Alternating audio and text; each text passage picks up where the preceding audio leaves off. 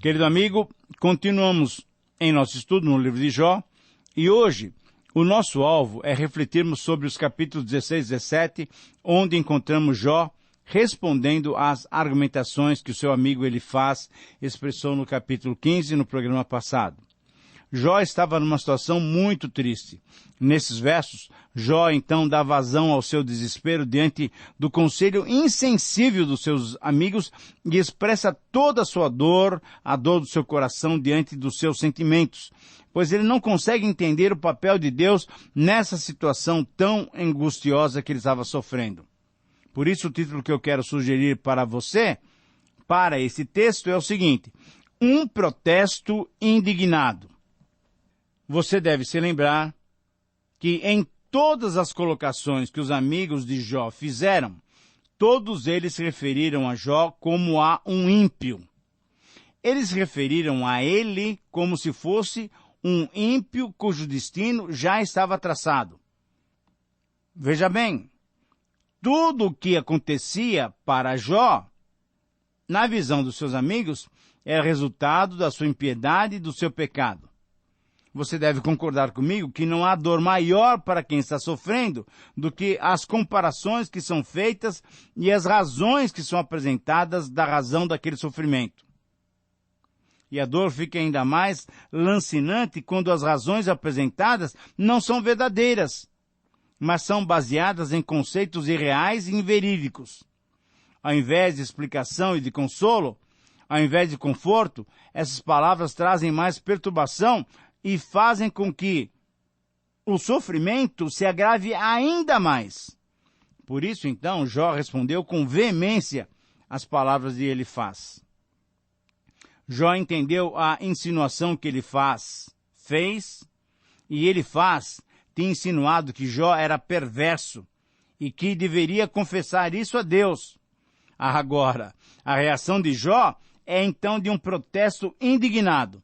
Jó disse que não conseguia ver coisa alguma, não conseguia ver alguma falha que o tenha levado a receber tal sofrimento.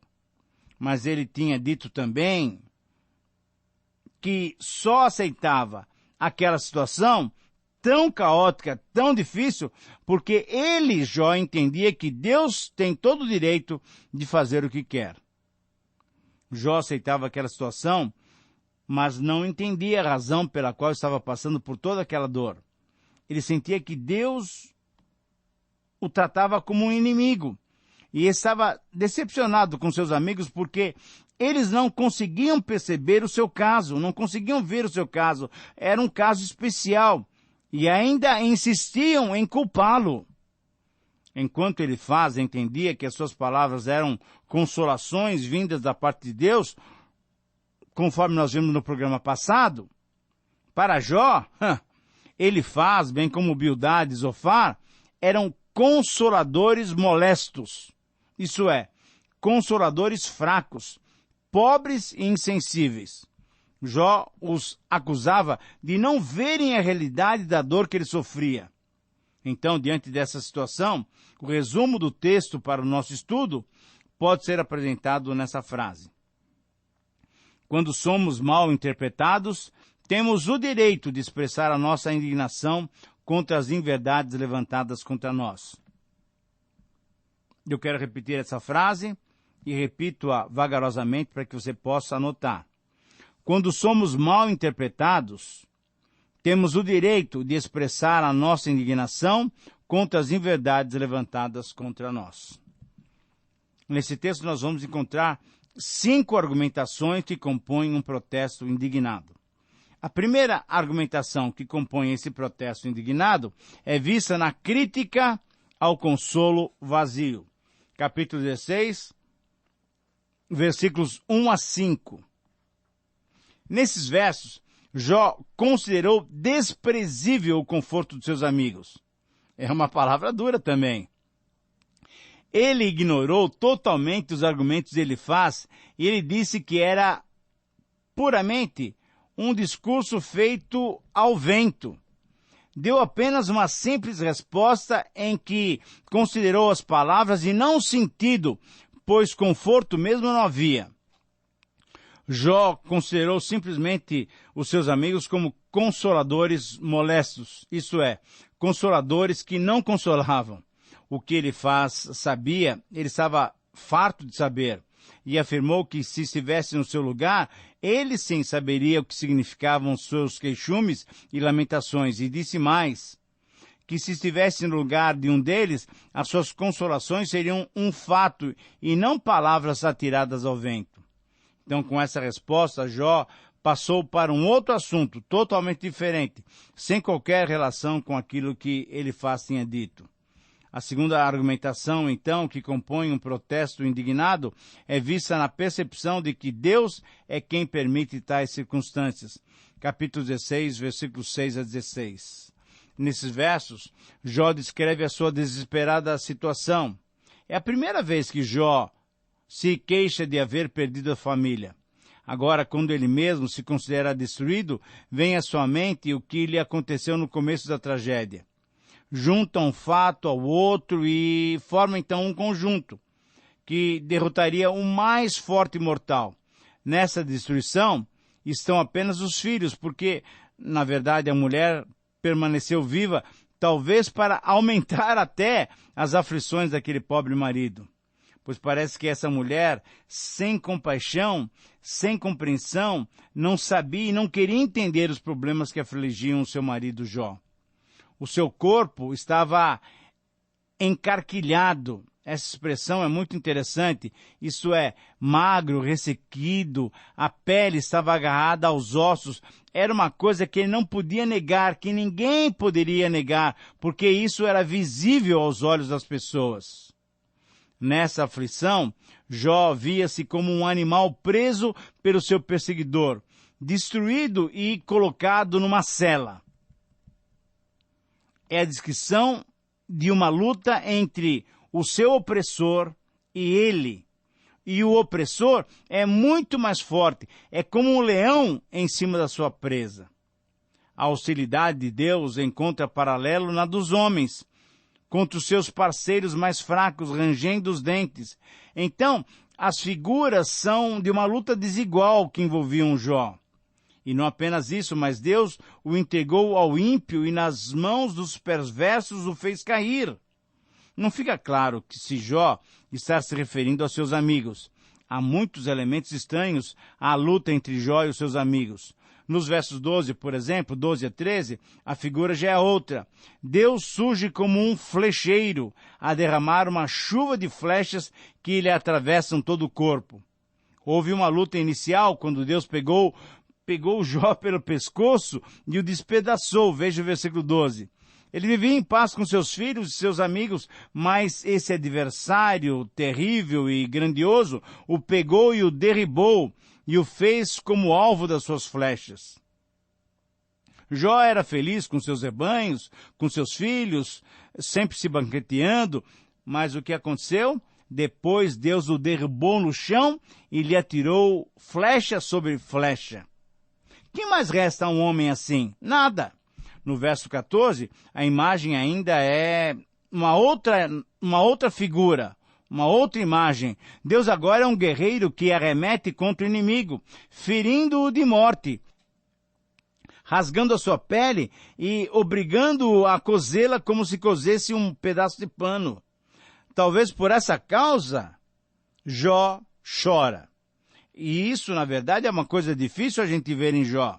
Nós não o vemos toda hora choroso e, sim, queixoso. Todavia, aqui ele confessa que o rosto está vermelho de tanto chorar, e sobre as suas pálpebras há sinais de morte. Por isso, então, é possível entender que realmente Jó está fazendo um protesto indignado. Então, agora, a terceira argumentação que compõe um protesto indignado é vista na persistência do clamor, mesmo que a terra cubra o seu sangue. Capítulo 16, versículos 17 a 22. Quando a morte se aproxima, a primeira coisa que se nota é o arroxeado em redor dos olhos, como também acontece em casos de grande sofrimento. E essa é a figura que se nos apresenta aqui, que talvez represente uma verdade natural.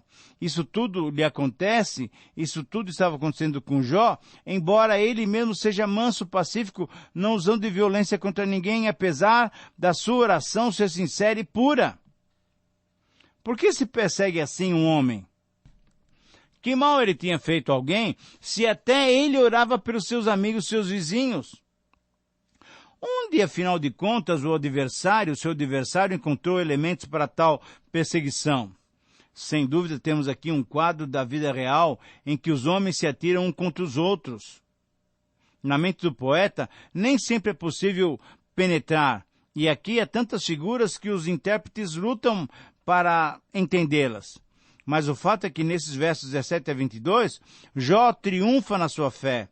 O seu apelo é feito a essa testemunha, a esse advogado que conhece bem a sua causa e saberá defendê-lo. É uma outra informação que nos vem dos tempos antigos a respeito de um mediador, de um advogado que saberá defender os seus protegidos. A ideia messiânica é muito, muito antiga e permeia toda a história da revelação divina ao ser humano. O pensamento é, então, de que há um advogado que defende a causa dos seus santos contra as injustas acusações do grande inimigo dos homens. Os olhos de Jó se desmanchavam em lágrimas diante de Deus para que mantivesse o direito do homem argumentar contra o próprio Deus. A doutrina de um advogado para com o Pai está aqui, então, bem representada, como nós vemos lá em 1 João, capítulo 2, versículo 1. Aqui, como em muitos outros passos, só a esperança em um juízo justo há de vingar todas as injustiças da terra. E ai de nós se não fosse assim. Então seria o caso de renunciarmos à luta, de entregarmos os pontos e nos bandearmos para o lado dos vitoriosos. Talvez você que esteja me ouvindo agora seja um injustiçado. Para Jó, só o seu Redentor, a sua testemunha de fidelidade no céu, o confortava. Mas graças a Deus, para nós, só Jesus é o nosso advogado e com certeza nos fará justiça. Você pode ler isso em Hebreus 9, 24. Por isso, a quarta argumentação que compõe um protesto indignado é vista num apelo a Deus diante da insensibilidade das pessoas, da insensibilidade dos seus amigos. Jó sentia que era para breve a sua partida, a sua ida para o seu juiz fiel, o seu encontro com Deus. Com certeza, Deus lhe retribuiria em dobro pelas injustiças sofridas aqui na terra. Na verdade, o espírito de Jó estava quebrantado, os seus dias se extinguiam. Só a sepultura o esperava. O amigo Elifaz, que estava ali para o acusar, nem mereceu sequer uma referência, a não ser quando ele disse que estava cercado por zombarias. Para Jó, a sepultura era o seu único consolo e a sua esperança. Todas as injúrias que aqui ficariam e os seus injuriadores, tudo isso diante da presença do grande juiz, certamente receberiam o troco, receberiam o pagamento. As esperanças que os amigos lhe acenavam não o iludiam. Assim, Jó virou-se para o seu Criador e pediu que lhe desse um fiador, que lhe estendesse a mão, que fosse ele mesmo o seu penhor, pois nos homens ele não confiava mais. E fora dele, isto é, do seu intercessor, não haveria mais quem pudesse servir-lhe de fiador. Novamente se vê nas suas palavras, a doutrina foi reafirmada por Jó nessas palavras, a doutrina de um intercessor. Essa doutrina já tinha sido referida algumas vezes, então Jó entendia que o mundo não poderia terminar deixando um sofredor desamparado, sem recursos, no grande tribunal. E aqui também não havia quem pudesse lhe servir, portanto ele pediu diretamente a Deus, que Deus mesmo lhe estendesse a mão e que fosse o seu fiador. Na verdade, é o único que pode fazer tal milagre. Portanto, sem ninguém que o ajudasse e o assistisse, ele pediu a mão do único que lhe pudesse servir como auxílio. Diante da situação de Jó, não haveria ninguém que pudesse ou desejasse dar-lhe a mão. Por isso, então, Jó teve que pedir a ajuda de Deus. Até agora, de todos os que comiam e bebiam com ele, só os 3 amigos apareceram, ninguém mais. Então, afinal de contas, o que Jó poderia esperar? Mas veja bem, os seus amigos que estavam com seus corações sem entendimento. Veja o versículo 4. Isso quer dizer que os seus amigos que ficaram sempre ao seu lado, sempre desfrutando da sua companhia, agora estavam embrutecidos e incapazes de reconhecer a situação delicada do seu antigo amigo. Só viam nele iniquidades e faltas que deveriam ser confessadas. Por quê? Porque a teologia deles era de que todo mal é consequência de uma vida pecaminosa, de uma vida de iniquidades. O verso 5, então, diz que se alguém oferecesse os seus amigos como presa, os olhos dos seus filhos desfalecerão. Aqui verifica-se que a doutrina desenvolvida por Ezequiel, em Ezequiel capítulo 18, de que os pais não pagariam pelos pecados dos filhos, nem os filhos pelos pecados dos pais, ainda não estava bem desenvolvida. Por isso, a quinta argumentação que compõe um protesto indignado é visto na ambição pelo fim da vida, no desejo pelo fim da vida como a única possibilidade de se evitar o sofrimento. Capítulo 17, versículos 6 a 16. Jó tornou-se objeto de provérbio dos povos, e como um em cujo rosto se cospe, ele era uma paródia, ele era uma ilustração, ele era uma parábola do sofrimento do justo. Era uma situação de desprezo, de vergonha, pois, segundo o conceito daquele tempo, ele era um pecador impenitente. E, porque não se arrependia, não merecia compaixão. As figuras são de que nada mais resta senão a morte, pois até os seus membros são como uma sombra. Ele estava encarquilhado, magro, talvez pela enfermidade e pelo sofrimento, com certeza pelo sofrimento interno também, porque ele percebia nos seus amigos, naqueles que ele chamava e considerava como amigos, uma total insensibilidade. Ele estava desfigurado. Então, para aqueles que o conheciam antes, ele era um homem bem tratado, bem cuidado, dirigindo seus próprios negócios, comprando e vendendo ovelhas e camelos para o mercado até internacional. E agora, ele mesmo era uma sombra daquilo que ele tinha sido antes. Os homens corretos, os seus conhecidos, se espantavam. Os versos 8 e 9 são de difícil interpretação. Afinal de contas, quem eram esses retos? Quem é o inocente que se levanta contra o ímpio? Alguns entendem que essa passagem é o clarão que ilumina a noite tenebrosa, pois, não obstante tudo quanto sabemos da história de Jó, ainda há alguém que se levanta para contestar o ímpio e defender o justo. Se essa interpretação é válida, então, no meio da tenebrosa contenda entre Jó e os seus amigos, alguém trouxe uma luz que ilumina o caminho a seguir. É uma esperança. Alguns veem nessa passagem a mais surpreendente e sublime de todo o livro de Jó. Jó não se admira e espera ver alguém que toma o seu lado. Ele tinha essa convicção, mas os versos 10 a 19 retomam o fio da discussão dos versos 8 e 9, e ele os convida os seus amigos para um confronto. Venham cá vocês todos, versículo 10, porque entre vós nenhum sábio encontrei até agora. Explique-me as coisas como devem ser, porque até agora não achei nenhuma palavra de sabedoria sobre o meu caso.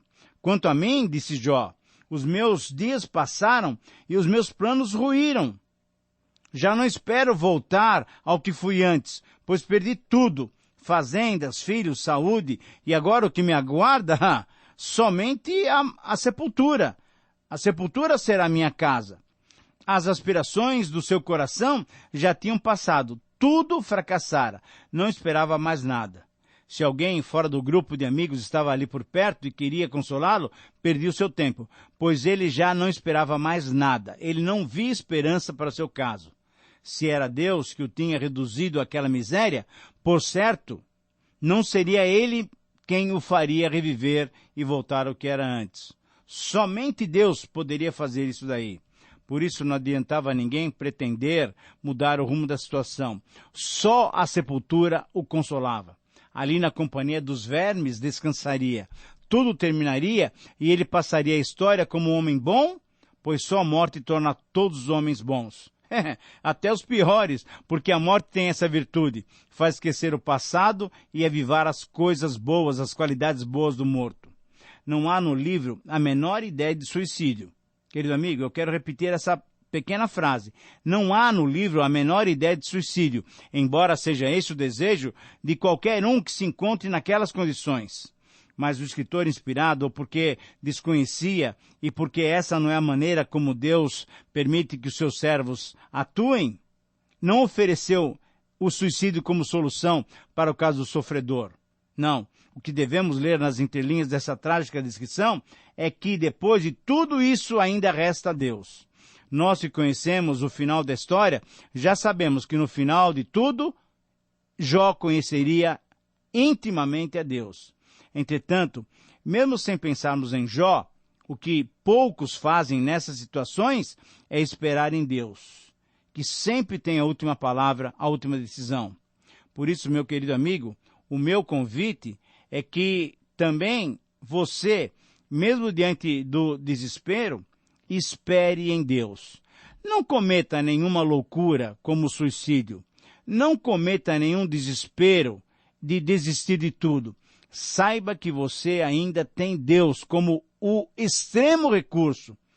E graças a Deus, que recurso é esse que nós temos? O meu convite a você é que você descanse no Senhor. Coloque as suas dúvidas, as suas aflições diante dele, porque ele tem cuidado de você. Que Deus o abençoe, um grande abraço e até o próximo programa.